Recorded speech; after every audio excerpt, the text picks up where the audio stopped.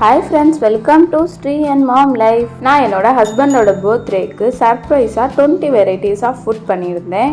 ஒவ்வொரு ஃபுட்டோட ரெசிபியும் கீழே டிஸ்கிரிப்ஷனில் லிங்க் ஆட் பண்ணியிருக்கேன், மறக்காமல் செக் பண்ணுங்கள். பர்த்டே வீடியோவோட லிங்க் கீழே டிஸ்கிரிப்ஷனில் இருக்குது, மறக்காமல் செக் பண்ணுங்கள். கறிக்கோலா உருண்டை பண்ண போகிறீங்கன்னா முதல்ல கொத்துக்கறி மாதிரி நல்லா கொத்தி வாங்கிட்டு வந்துடுங்க மட்டன் கடையிலேயே. என்னோட ஹஸ்பண்ட் கிட்ட நான் சுக்கா வச்சு தரேன் அப்படின்னு சொல்லி தான் மட்டன் வாங்கி தர சொன்னேன். கோலா உருண்டைக்கு கொத்துக்கறி தான் நல்லா இருக்கும். ஸோ நான் க்ளீன் பண்ணி மிக்சியில் போட்டு அரைச்சி எடுத்துக்கிட்டேன். மிக்சியில் பல்ஸ் மோட் ஒரே ஒரு கப் மட்டும் போட்டு எடுத்துக்கோங்க. கடாயில் நல்லா எண்ணெய் கொதிச்சோடனே சின்ன பெரிய வெங்காயத்தை எடுத்து நறுக்கி ஆட் பண்ணிக்கோங்க.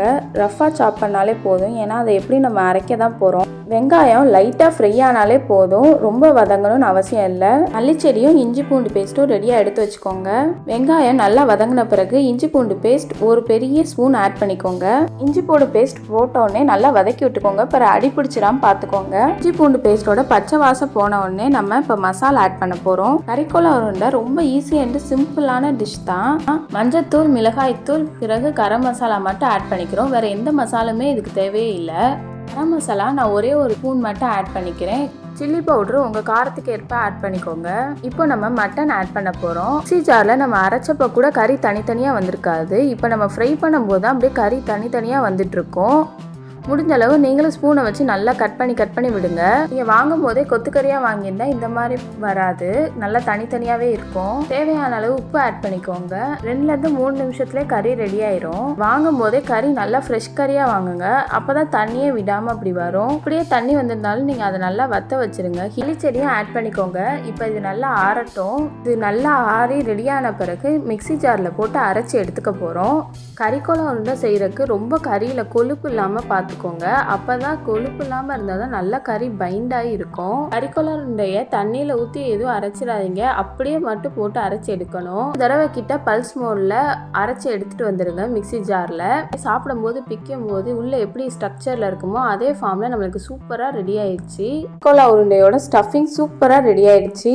கறிக்கோலா உருண்டையில் கொஞ்சம் ஈரப்பதம் இருக்கும், அது பொரிக்கும் போது நல்லா இருக்காது. ஸோ நம்ம இதில் கடல மாவு மட்டும் ஒரு ஸ்பூன் ஆட் பண்ணிக்கிறோம். நம்ம கடல மாவு ஆட் பண்ணும்போது தான் நல்ல மொறுமொறுன்னு வரும் கறிக்கோலா உருண்டை. நல்லா பிசைஞ்ச பிறகு கறிக்கோலா உருண்டையில இருக்க ஈரப்பதமே போயிடும். நல்லா கடல மாவை கறிக்கோலா உருண்டையோட ஸ்டஃபிங்கோட நல்லா மிக்ஸ் பண்ணணும். நல்லா அது மெர்ஜ் ஆகணும். வீடியோவில் பார்க்கும்போதே உங்களுக்கு தெரியும் ஸ்டஃபிங் சூப்பராக பைண்ட் ஆயிருக்கு. உங்களுக்கு பால் போட்டோம்னா நல்லா உருண்டையாக வரணும், எந்த ஒரு கிராக்கும் இருக்கக்கூடாது. உருண்டை ஃப்ரை பண்ண போகிறோம்னா நம்ம ஒரு 1/2 hour ஆகுது அதை ரெடி பண்ணி ஃப்ரிட்ஜுக்குள்ளே வச்சுருந்தோம்னா நல்லா இருக்கும். நான் கறிக்கோலா உருண்டையை டின்னருக்கு தான் ரெடி பண்ண போகிறேன். ஸோ இப்போ நான் ஃப்ரிட்ஜுக்குள்ளே தான் வைக்க போகிறேன். நல்லா பால்ஸ் மட்டும் போட்டுட்டு நம்ம பால்ஸ் மட்டும் நல்லா போடும்போது கிராக் விடாமல் பார்த்துக்கோங்க.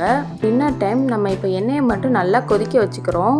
வெறும் 5 பீஸ் கறிக்கோலா உருண்டை தான் பண்ணியிருந்தேன். ஸோ எல்லாத்தையும் நான் ஒரே பேட்சாக போட்டு எடுத்துட்டேன். ஃபஸ்ட்டு நம்ம எண்ணெய் கொதிக்கும் போது அடுப்பை ஹை ஸ்பீடில் வச்சுக்கணும். நெக்ஸ்ட்டு நம்ம சிம்மில் வச்சு மெதுவாக கொதிக்க விட்டு எடுக்கணும். ஏன்னா இது பச்சை கறி, நம்ம லைட்டாக தான் ஃப்ரை பண்ணியிருந்தோம், 2 to 3 minutes தான். அதனால் மெதுவாக சிம்மில் வச்சாதான் மெதுவாக அது வேகும். இதில் தண்ணி இருந்துச்சுன்னா தான் ரொம்ப எண்ணெயை குடிச்சிருக்கோம். நம்ம தண்ணியே இல்லாமல் நம்ம பார்த்து பண்ணியிருக்கோம். நம்ம கோலா உருண்டையிலையும் கிராக் இருந்துச்சுன்னா அதுவுமே பிரிஞ்சு வந்திருக்கும், உடையவே செஞ்சுருக்கும் கறிக்கோலா உருண்டை. நம்ம நல்லா பால் உருட்டி இருந்தனால அது பெர்ஃபெக்டாக வருது.